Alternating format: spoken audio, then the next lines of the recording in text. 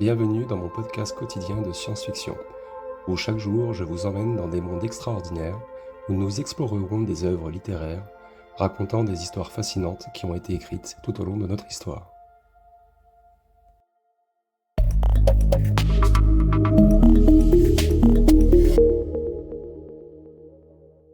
Pour la manière dont elle reflète les questions profondes de notre société. En explorant des thèmes récurrents tels que l'exploration de l'inconnu, les utopies et les dystopies, le conflit entre l'humanité et la technologie, la question de l'identité et de la conscience et le rôle de la science et de l'éthique et de la science-fiction nous offre un miroir de nos espoirs et de nos craintes et de nos aspirations les plus profondes. Alors sachez que cet article va être un petit peu long, donc je vous prie de m'excuser. Mais il va falloir développer tout ça. Tout d'abord, explorons l'inconnu. La science-fiction donc se caractérise par son exploration de l'inconnu. Il y a des classiques, je pense que vous connaissez, 2001, l'Odyssée de l'espace, aux œuvres contemporaines telles que Interstellar. C'est le genre en fait qui pousse nos frontières de notre imagination et qui nous invite à contempler en fait des voyages spatiaux lointains et des avancées technologiques qui remodèlent en fait notre compréhension de l'univers. Donc en fait, en gros, le fait d'interpréter un petit peu ces deux exemples que je vous ai donnés permet en fait d'avoir une imagination sans borne, sans limite. Et l'un de ces thèmes les plus séduisants en fait de la science-fiction est sans doute son exploration de l'inconnu. En fait, la quête incessante pour découvrir ce qui se cache au-delà de notre compréhension actuelle est un fil conducteur qui traverse l'ensemble du genre.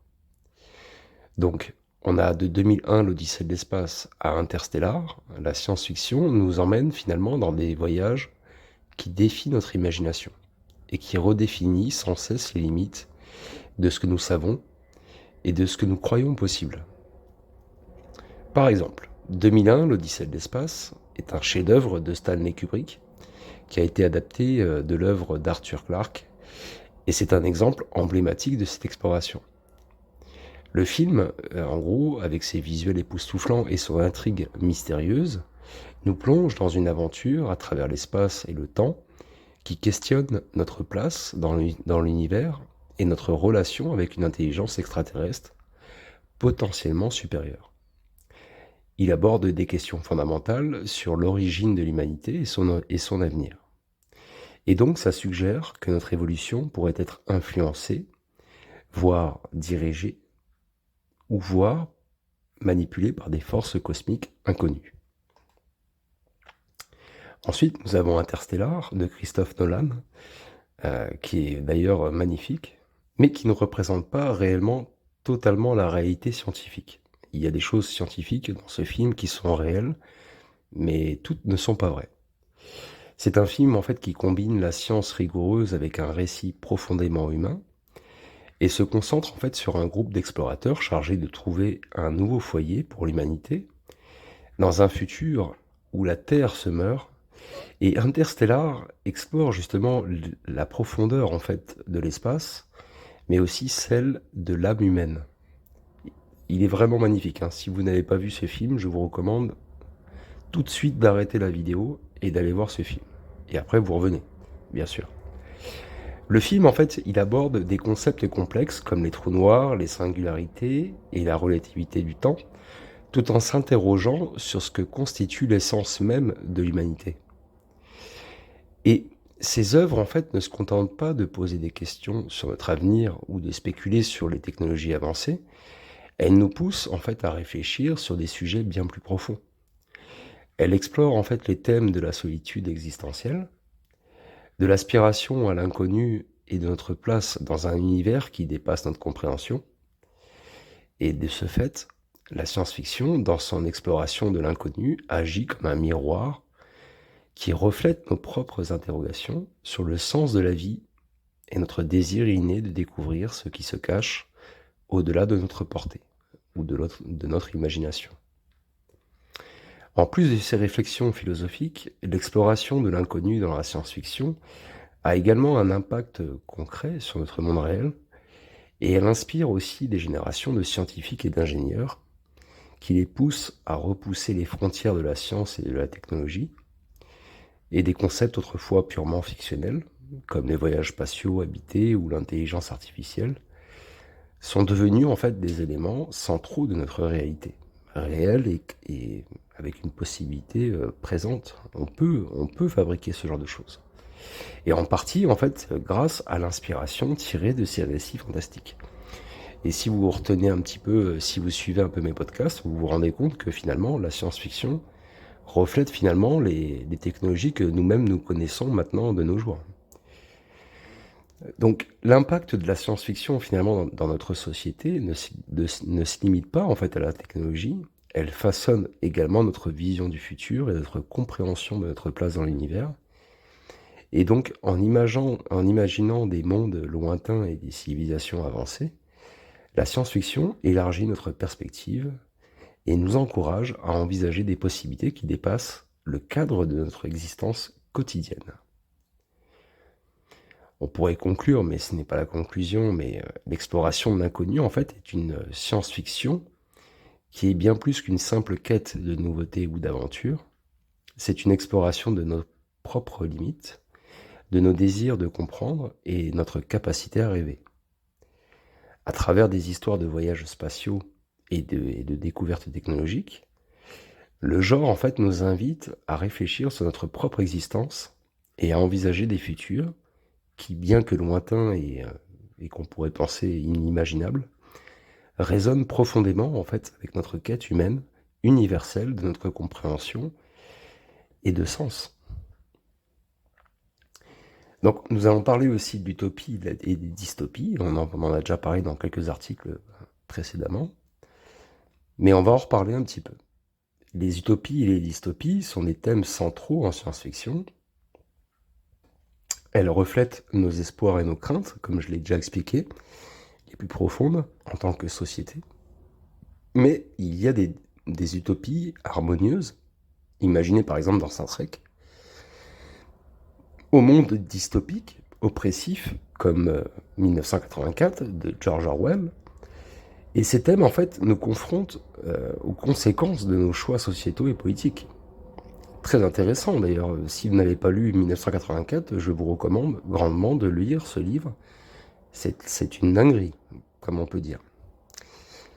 Les utopies et les dystopies sont des piliers en fait de la science-fiction, hein, qui offrent des visions contrastées de l'avenir et de l'humanité, enfin de l'avenir de l'humanité.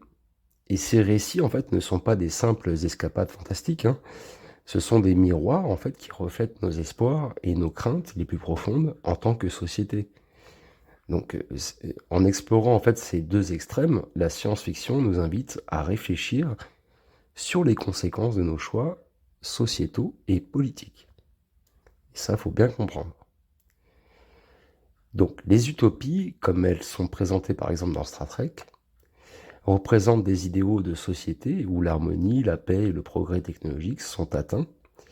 Et Star Trek ne se contente pas finalement de présenter un futur où l'humanité a surmonté ses conflits internes et vit en paix avec d'autres civilisations galactiques. Il s'agit aussi d'une vision où la science et la technologie sont utilisées pour le bien commun. Et dans ce futur, la pauvreté, les maladies, la guerre ou les guerres sont devenues en fait des reliques du passé. Elles illustrent juste un optimisme intrinsèque quant à la capacité de l'humanité à évoluer et à créer un monde meilleur. Voilà. Donc après, ce qu'il faut voir aussi à l'opposé, c'est les dystopies. Mais ça, j'en ai déjà parlé. Mais comme dans les mondes oppressifs décrits comme 1984, eh bien cela montre en fait des sombres possibilités de l'avenir.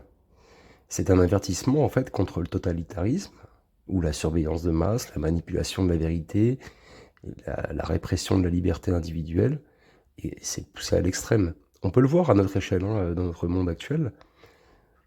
Bon, peut-être pas autant poussé, mais on y est presque. Des fois, hein, on se le demande. Mais ça, je vous laisse juger dans les commentaires. Et donc, du coup, ces mondes dystopiques sont souvent le résultat de bonnes intentions, qui dérapent, ou de la soif de pouvoir ou de contrôle des élites. Généralement, c'est un petit peu, la dérive des élites. Et ils servent d'avertissement en fait poignant sur les dangers de la concentration excessive du pouvoir et de la perte de nos valeurs humanistes. Ça, c'est vraiment intéressant comme paragraphe à retenir. C'est-à-dire que même des gens qui sont très intelligents, finalement, peuvent faire des erreurs ou peuvent créer des choses qui, malgré sans le vouloir, en fait, eh bien, vont engranger en fait des actes bien plus nocifs qu'ils ne l'auraient imaginé. Ils auraient pu, pour eux, dans leur subconscient ou dans leur actibilité, je sais pas, j'invente un mot, dans les actes qu'ils créent, en fait, ils se disent dans leur tête, bah écoute, ça va profiter à tout le monde, mais en fait, il y aura toujours forcément quelqu'un d'autre qui va utiliser cette technologie ou ce savoir pour l'utiliser à mauvais escient. Et donc, ces deux visions du futur, utopique et dystopique, sont fondamentales pour comprendre notre aspiration et nos peurs, et nous confrontent aux questions essentielles. Donc, quel type de société on veut construire? Quels sont les dangers à éviter? Et la science-fiction, en présentant ces extrêmes, en fait, nous force à réfléchir sur les valeurs que nous souhaitons préserver et les chemins que nous devons éviter. Donc, c'est un choix que nous devons faire et il n'y a que nous, en tant qu'êtres humains, de déterminer ce que l'on veut faire. Donc, il y a plusieurs moyens de déterminer, en fait, réellement ce qu'on veut faire. Mais ça, par contre, c'est un autre sujet. On en parlera peut-être plus tard. Enfin, dans un autre article. Mais c'est vrai que au sein de la science-fiction, il y a beaucoup de choses qu'on peut faire qui pourraient être représentées dans le monde réel. Mais après, il faut-il pouvoir le répercuter sur la vie réelle? Et ça, c'est une autre c'est une autre chose à faire. Les utopies et les dystopies en science-fiction servent également à critiquer notre société actuelle. Je l'ai déjà dit plusieurs fois. Par exemple, il y a des œuvres dystopiques comme Le meilleur des mondes, d'Aldous Huxley, par exemple, qui critique la consommation excessive et la perte d'individualité. Tandis qu'il y a des utopies qui peuvent critiquer notre incapacité actuelle à résoudre des problèmes comme la pauvreté ou le changement climatique. Malgré qu'on puisse le régler, ça aussi, hein. Mais ça dépend aussi des gens qui ont le pouvoir.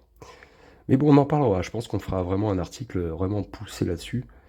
Et on va vraiment bien décrire, ce genre de choses. Mais on va se concentrer déjà sur notre article. Ces récits, en fait, nous poussent finalement à réfléchir sur notre monde et à envisager des changements nécessaires pour éviter des futurs sombres ou pour atteindre des idéaux plus élevés. Enfin, ces thèmes ont un impact profond sur notre culture et notre politique. Les utopies et les dystopies de la science-fiction influencent les débats publics, elles inspirent les mouvements sociaux et servent de catalyseurs pour le changement. Elles nous donnent un langage pour discuter de nos espoirs et craintes les plus profonds et pour imaginer les alternatives à notre réalité actuelle. Mais encore une fois, cela dépend aussi de ceux qui nous dirigent, hein. Encore une fois, faut-il aussi qu'on ait envie qu'on nous dirige. Mais c'est encore un autre sujet. En résumé, pour conclure vite fait un petit peu ce petit paragraphe que je vous ai cité, les utopies et dystopies en science-fiction sont bien plus que de simples divertissements. Elles sont aussi des explorations essentielles de ce que pourrait être notre avenir et qui reflètent nos aspirations les plus élevées et nos craintes les plus sombres.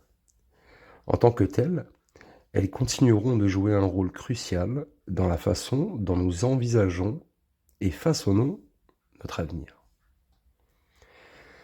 Alors, on va parler un petit peu des conflits humains, mais qui vont être contre la technologie. Et pour que je me comprenne, pour que je vous fasse comprendre bien les choses, le conflit en fait entre l'humanité et la technologie est un thème récurrent, en fait, qui est depuis la nuit des temps. On en parle depuis la nuit des temps. D'après toutes les recherches que j'ai faites, apparemment c'est très récurrent. Elles explorent en fait notre relation avec les créations technologiques et leurs impacts sur notre existence. Donc il y a des récits comme Blade Runner, par exemple, qui mettent en lumière les questions éthiques et morales qui sont soulevées par les avancées technologiques. Et donc le conflit entre l'humanité et la technologie est un thème central et percutant dans la science-fiction et qui explore les interactions complexes et parfois troublantes entre l'homme et ses créations. Et donc cette thématique soulève des questions fondamentales sur l'éthique, l'identité et l'avenir de notre espèce à l'ère des avancées technologiques rapides. Donc il y a des technologies qui sont plus ou moins rapides, mais en tout cas, voilà, il y a des technologies qui avancent bien plus vite que d'autres. Comme internet par exemple, hein. Moi quand j'étais jeune, moi j'ai 40 ans par exemple et quand j'étais jeune, bah, j'ai connu le modem 56K pour ceux qui connaissent et donc du coup, c'est sûr que maintenant, quand je vois, internet ce que c'est, bah, ça reflète un petit peu la les avancées technologiques rapides. C'est une avancée technologique rapide pour moi, internet. Après il y a d'autres avancées technologiques qui évoluent avec le temps, mais qui ne sont pas aussi rapides. Par exemple, comme la technologie nucléaire. Bref, revenons à notre article. Des œuvres telles que Blade Runner, par exemple, illustrent parfaitement ces préoccupations, et en nous confrontant en fait aux dilemmes moraux et aux défis éthiques qui est posé par la technologie que nous créons, eh bien ça crée des dilemmes quoi. Voilà, donc vous avez Blade Runner par exemple qui est basé sur le roman Les androïdes rêvent-ils de moutons électriques de Philippe K. Dick, qui aborde la question en fait de l'intelligence artificielle et de la conscience. Et donc le film nous amène à nous interroger sur ce qui définit en fait l'humanité. Les réplicants, des androïdes euh, indiscernables en fait des humains, on ne peut pas savoir qui ils sont, hein. Ils sont tellement bien faits que bah, finalement on ne peut pas les discerner, et qui soulèvent justement des questions sur l'empathie, les droits de l'existence, et d'avoir une âme par rapport à une machine quoi. En fait en gros, bah, la machine ou l'intelligence artificielle est tellement évoluée qu'elle est dotée d'empathie et dotée d'âme, d'une âme, enfin, pas d'une âme proprement dite humaine, hein, mais qui est reproduite. Et donc, du coup, on a du mal à différencier finalement la machine de l'être humain. Et donc, ces œuvres, en fait, elles mettent en évidence la peur de l'homme face à ses propres réactions, et ses créations. Hein, et ça, faut bien comprendre, hein. Donc, c'est une peur, en fait, que ces créations, finalement, surpassent ou remettent en question notre propre humanité. Et, et ça, je trouve ça un petit peu déconcertant et un peu déstabilisant. Mais bon. Ce thème, en fait, se retrouve également dans des œuvres plus récentes, telles que Ex Machina. Pardon. Ce film, en fait, il explore en fait l'idée d'une intelligence artificielle qui est tellement avancée qu'elle peut tromper en fait l'humain et remettre en question la frontière entre l'homme et la machine.